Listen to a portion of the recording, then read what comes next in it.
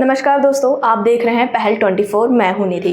JP Nadda Dharampur के बिजनौर में public meeting के दौरान क्या कुछ एड्रेस करते हुए आम जनता से बात करते हैं और क्या कुछ कहते हैं, आइए जानें। सरकार में मंत्री श्री कपिल देव अग्रवाल जी, हमारे क्षेत्रीय प्रभारी सुभाष यदुवंशी जी, हमारे सतपाल सिंह सैनी जी, हमारे एमएलसी अशोक राणा जी, हमारे विधायक भूपेंद्र चौहान जी, जिला के अध्यक्ष साकेंद्र प्रताप सिंह जी, जिला पंचायत के अध्यक्ष श्री नागेंद्र पवार जी, जिला अध्यक्ष आरएनडी के, समस्त हमारे मंच पर विराजमान पार्टी के पदाधिकारीगण और हमारे यहां उपस्थित बड़ी संख्या में देवी और सज्जनों, मीडिया के मेरे साथी, प्रिंट मीडिया और इलेक्ट्रॉनिक मीडिया के मेरे साथी, मेरा ये सौभाग्य है कि मुझे आज नगीना में अपने लोकसभा क्षेत्र के माताओं बहनों से, बुजुर्गों से बातचीत करने का मौका मिल रहा है। मुझे आने में देर हुई, आप सब लोग लंबे समय से इंतजार कर रहे हैं। देर चुनाव के कारण कई स्थानों पर जाना पड़ता है, इसलिए देर हुई। मुझे पूरा विश्वास है कि आप मुझे क्षमा करेंगे।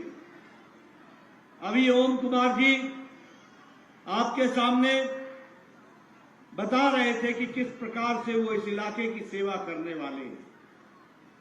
भूपेंद्र जी ने भी कम शब्दों में, लेकिन चुनाव की आवश्यकता और चुनाव में बीजेपी को आगे लाने की आवश्यकता, इस पर उन्होंने जोर दिया है। मैं आपको बताना चाहता हूं, यह चुनाव बहुत महत्वपूर्ण है। सिर्फ ये ओम कुमार जी का सांसद बनना यही महत्वपूर्ण नहीं है। यह चुनाव इसलिए महत्वपूर्ण है कि उत्तर प्रदेश का, नगीना का और देश का 19 तारीख को आप भाग्य तय करने वाले हो, इसलिए यह महत्वपूर्ण हो जाता है। और जब मैं भाग्य की बात करता हूं तो सही नेतृत्व, सही पार्टी, सही नेता सही स्थान पर बैठता है तो नेतृत्व देश को, प्रदेश को, इलाके को आगे बढ़ा देता है। और जब गलत लोगों का चयन हो जाता है तो वह हमारे को मुसीबत की जड़ बन जाता है। मैं कहने के लिए नहीं कह रहा हूं, आज से 10 साल पहले उत्तर प्रदेश बीमारू राज्य कहलाता था। बीमारू राज्य, हर मामले में बीमार था। 25 करोड़ की जनता पीछे हो गई थी, कोई पूछता नहीं था। भ्रष्टाचार चरम सीमा पर था, माफिया राज्य दंगना रहा था। बहु बेटियां शाम को सूर्यास्त के बाद निकल नहीं सकती थी। अगर कॉलेज जाती थी तो घर वापस पहुंच जाए तो मां बाप भगवान का धन्य मानते थे। क्या यह स्थिति थी कि नहीं थी? मैं पूछ रहा हूं, यह स्थिति थी कि नहीं थी? जरा जोर से बोलो, यह स्थिति थी कि नहीं थी? हम माफिया राज में जी रहे थे।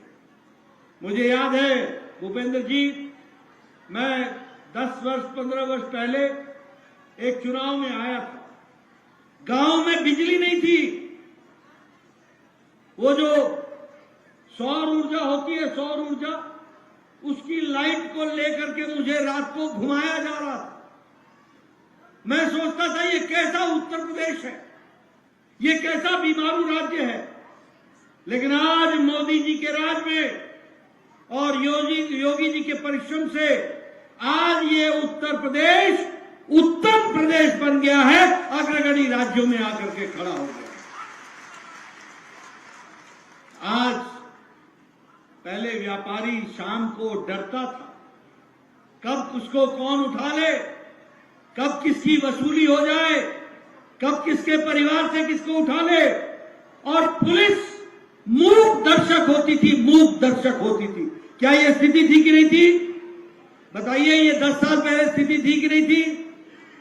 आज यहां व्यापारी उन्मुक्त हवा में आराम से व्यापार कर रहा है। आज विकास के लिए लोग यहां आ रहे हैं, यहां इन्वेस्टमेंट हो रहा है और अच्छी सरकार चल रही है। उस समय यूपी का मतलब होता था यू फॉर उत्पीड़न और पी का मतलब होता था पक्षपात, कौन जाति के हो। वो सरकारें सबकी नहीं थी, वो सरकारें किसी एक जाति की थी। आज मोदी जी के नेतृत्व में सबका साथ, सबका विकास, सबका विश्वास, सबका प्रयास, सबकी सरकार चल रही है। ये भी हमको ध्यान रखना है। आज यूपी का मतलब है उम्मीद, यू का मतलब है उम्मीद और पी का मतलब है प्रगति। आज उत्तर प्रदेश की प्रगति हो रही है, आर्थिक जगत में प्रगति हो रही है, सांस्कृतिक विरासत में प्रगति हो रही है, इंफ्रास्ट्रक्चर में प्रगति हो रही है, रोड बन रहे हैं, रेल की नई लाइनें निकल रही हैं, नए नए एयरपोर्ट बन रहे हैं, नई नई रेलवे स्टेशन का निर्माण हो रहा है। ये विकास की नई कहानी है और इसीलिए प्रधानमंत्री मोदी जी ने लाल किले के प्राचीर से कहा था, यही समय है, सही समय है। और आपके लिए भी 19 तारीख यही समय है और सही समय है, कमल का बटन दबाने का समय है। आज 10 साल में समावेशी विकास हुआ। आपको जानकर खुशी होगी मित्रों, मैं आपके सामने बताना चाहता हूं, अमेरिका की आर्थिक स्थिति लड़खड़ा रही है। वहां का जीडीपी ग्रोथ 1% है, 1%। यूरोप का आर्थिक नीति कोरोना के त्रासदी के बाद लड़खड़ा गई है। जापान की आर्थिक स्थिति लड़खड़ा गई है, ऑस्ट्रेलिया की आर्थिक स्थिति लड़खड़ा गई है, चाइना की आर्थिक स्थिति लड़खड़ा गई है। लेकिन भारत मोदी जी के नेतृत्व में कोरोना के त्रासदी के बावजूद और यूक्रेन की लड़ाई के बावजूद आज भारत 11वें नंबर की अर्थव्यवस्था से आज ब्रिटेन को, ब्रिटानिया को पछाड़ के 5वें नंबर की अर्थव्यवस्था बन गया है, 5वें नंबर। आज आपको जानकर खुशी होगी कि प्रधानमंत्री मोदी जी के नेतृत्व में जब तीसरी बार सरकार बनेगी तो 2024 के बाद 2027 में मोदी जी के नेतृत्व में भारत तीसरे नंबर की अर्थव्यवस्था बन जाएगा, तीसरे नंबर की अर्थव्यवस्था। एक भारत श्रेष्ठ भारत की दृष्टि से आगे बढ़ेगा। मोदी जी ने राजनीति की संस्कृति बदल डाली है। आज समावेशी, सर्वस्पर्शी और जवाबदेही सरकार है। पहले कैसी सरकार होती थी? ये फलाने की सरकार है, ये अगड़ों की सरकार है, ये पिछड़ों की सरकार है, ये फलाने जाति की सरकार है, ये पिछड़ों की सरकार है। आज जो सरकार है वह सरकार सबकी सरकार है और सबको साथ लेकर के चलने वाली सरकार है। मोदी जी ने आज जवाबदेह सरकार बनाई है, रिपोर्ट कार्ड की सरकार बनाई है और मुझे खुशी है कि आज मोदी जी के नेतृत्व में जीडीपी जो हमारा ग्रोथ है पर कैपिटा उसका 50% वृद्धि हुआ है और कैपिटल एक्सपेंडिचर हमारा 50% से ज्यादा डबल हो गया। आपको जानकर खुशी होगी कि हमारे यहां फॉरेन डायरेक्ट इन्वेस्टमेंट दुगना हो गया है और इलेक्ट्रॉनिक एक्सपोर्ट हमारे यहां 3 गुना बढ़ गया। और मैं ये भी कहूंगा कि मोदी जी के नेतृत्व में सांस्कृतिक विरासत को संभाल के रखा गया और भारत की मूल धारा को मजबूत बनाया गया। ये भी आपको ध्यान में होगा। आपको जानकर खुशी होगी, हम लंबे समय से बोलते थे रामलला हम आएंगे, मंदिर वही बनाएंगे, और हमारे विरोधी बोलते थे तिथि कब बताएंगे। आज 22 जनवरी को प्रधानमंत्री मोदी जी के 10 दिन के कठोर तपस्या के और अनुष्ठान के बाद 22 जनवरी को उन्होंने रामलला का प्राण प्रतिष्ठा किया और भव्य राम मंदिर आज बनकर के तैयार हुआ। यह भी आप लोगों ने देखा। जम्मू कश्मीर में धारा 370 समाप्त हो गई। अभी अभी जयपुर में खड़गे साहब कांग्रेस के अध्यक्ष आए थे। क्या कह रहे थे कि अरे भाई, एक तो धारा 370 के बजाय धारा 371 पढ़ रहे थे, यानी 370 और 371 का अंतर भी उनको मालूम नहीं था। और क्या बोलते थे कि प्रधानमंत्री ने चूरू में आकर के 370 की बात की। अरे बात करनी थी तो जम्मू में करते, श्रीनगर में करते। मैं आपसे पूछना चाहता हूं, क्या इस जगह का व्यक्ति कश्मीर में शहीद नहीं हुआ है? क्या चूरू का और जयपुर का व्यक्ति कश्मीर में शहादत नहीं दी? क्या सारे देश के लोग ये मानते नहीं हैं कि कश्मीर भारत का अभिन्न अंग है? और ये कांग्रेस पार्टी वाले बोलते हैं कि तुम चूरू में और जयपुर में धारा 370 की बात क्यों करते हो?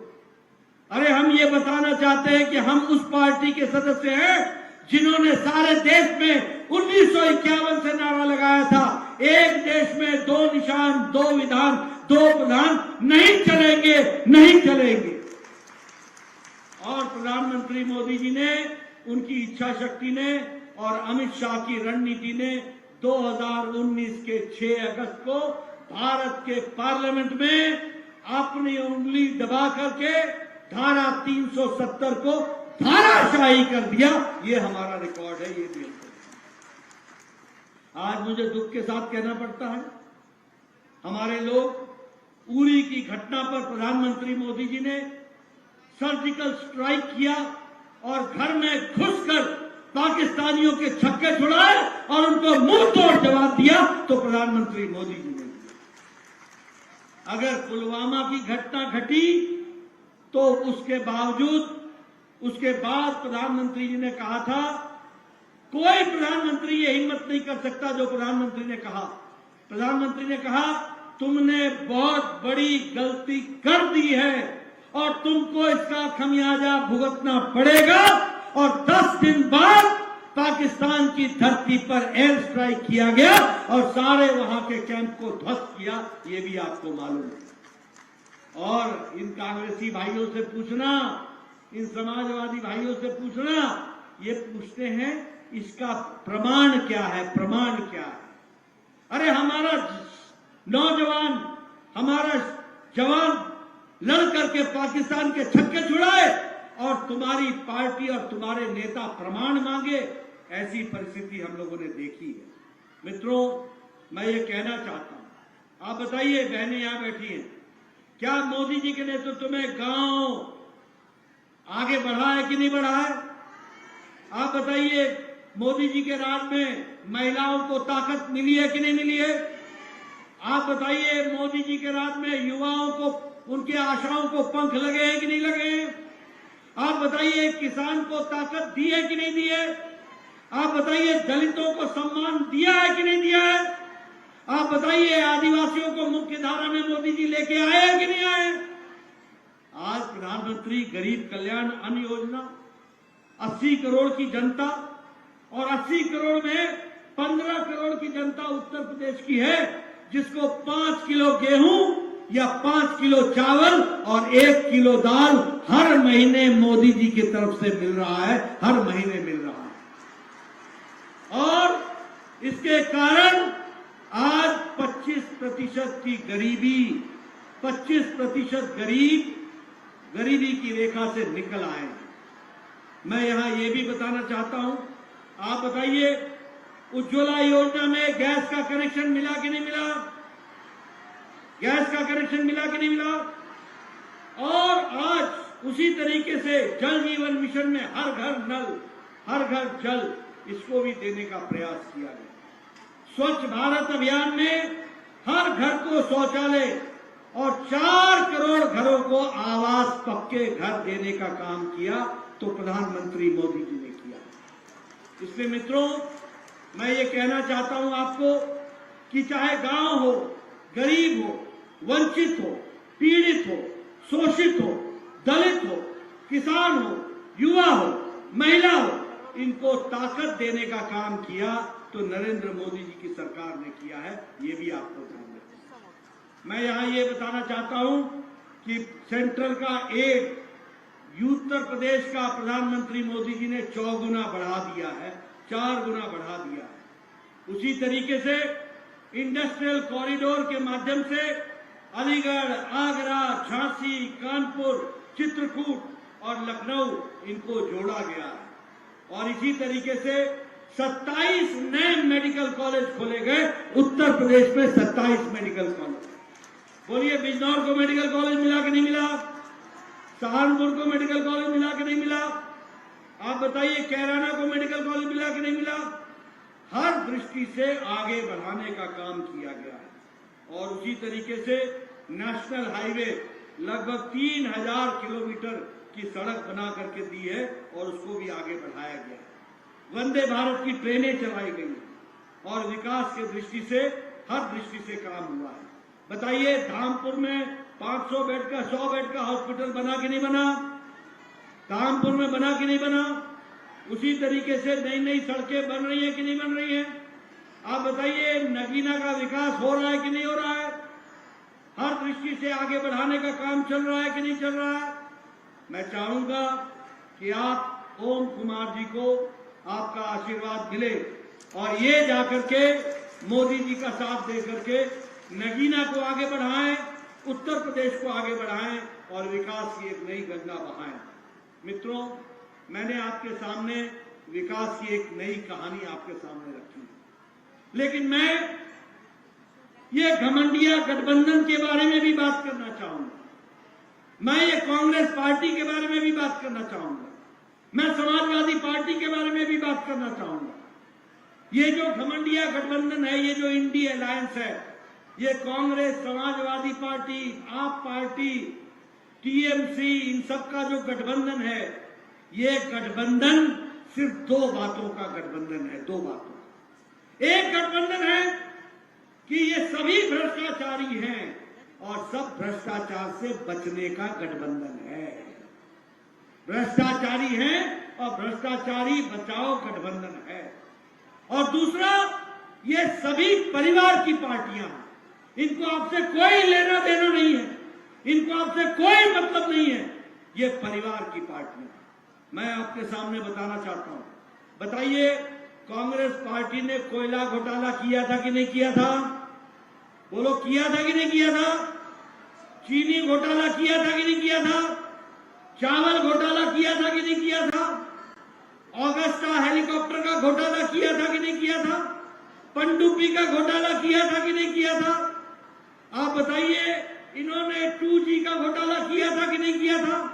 3G का घोटाला किया था कि नहीं किया था? इन्होंने न आकाश छोड़ा, न पाताल छोड़ा, न धरती छोड़ी, न हवा और गगन छोड़ा। सब जगह घोटाले ही घोटाले किए। आप बताइए, ये हमारे अखिलेश यादव जी ने गोमती फ्रंट का घोटाला किया है कि नहीं किया है? गोमती फ्रंट का घोटाला किया है कि नहीं किया? लैपटॉप का घोटाला किया है कि नहीं किया है? अनाज का घोटाला किया है कि नहीं किया है? आप बताइए, लालू यादव ने जमीन के बदले नौकरी का घोटाला किया कि नहीं किया? चारा घोटाला किया कि नहीं किया? आप बताइए, टीएमसी की ममता की सरकार ने टीचर्स की भर्ती का घोटाला किया कि नहीं किया? आप बताइए, डीएमके की सरकार ने वहां घोटाला किया कि नहीं किया? आप बताइए, केसीआर ने शराब का घोटाला किया कि नहीं किया? आप बताइए, केजरीवाल ने शराब का घोटाला किया कि नहीं किया? आप बताइए, दवाई का घोटाला किया कि नहीं किया? आप बताइए, राहुल गांधी बेल पर है कि नहीं है? बोलो, है कि नहीं है? सोनिया गांधी बेल पर है कि नहीं है? पी चिदम्बरम बेल पर है कि नहीं है? लालू यादव बेल पर है कि नहीं है? संजय सिंह बेल पर है कि नहीं है? डीएमके के मंत्री बेल पर है कि नहीं है? टीएमसी के मंत्री बेल पर है कि नहीं है? और आप बताइए, हेमंत सोरेन मुख्यमंत्री बेल पर है, जेल में है कि नहीं है? अरविंद केजरीवाल जेल में है कि नहीं है? आप बताइए, मनीष सिसोदिया जेल में है कि नहीं है? आप बताइए सतिंदर सिंह जेल में है कि नहीं है? आप बताइए आजम खान जेल में है कि नहीं है? आप बताइए टीएमसी के नेता जेल में है कि नहीं है? आप बताइए डीएमके के नेता जेल में है कि नहीं है? आप बताइए कविता जेल में है कि नहीं है? ये इंडी अलायंस में आधे नेता बेल पर हैं और आधे नेता जेल में हैं। यह परिस्थिति आ सकती है। बोलिए ऐसे लोगों को समर्थन देना है क्या? ऐसे लोगों को समर्थन देना है क्या? मैं पीछे से सुनना चाहता हूं, आवाज आनी चाहिए। ऐसे लोगों को समर्थन देना है क्या? और अभी इनका मैनिफेस्टो आया कांग्रेस पार्टी का। मेरे को 1929 की जिन्ना की मुस्लिम लीग याद आ गई। जो जिन्ना 1929 में मुस्लिम लीग में कहा करता था, वही बात अभी 2024 में कांग्रेस पार्टी ने उन्हीं बातों को अपनाया है। यानी मुस्लिम लीग का और कांग्रेस पार्टी का मैनिफेस्टो में कोई अंतर नहीं। बताइए ऐसे लोगों को सरकार में आने दे रहा है क्या? आने दे रहा है क्या? आप बताइए आने दे रहा है क्या? मित्रों, मोदी जी के नेतृत्व में देश आगे बढ़ रहा है। आप पूरी ताकत से आगे बढ़िए। बोलिए ओम कुमार को आगे लाएंगे ना? जिताएंगे ना? कमल के निशान पर 19 तारीख को बटन दबाएंगे ना? मोदी जी को मजबूत करेंगे ना? फिर एक बार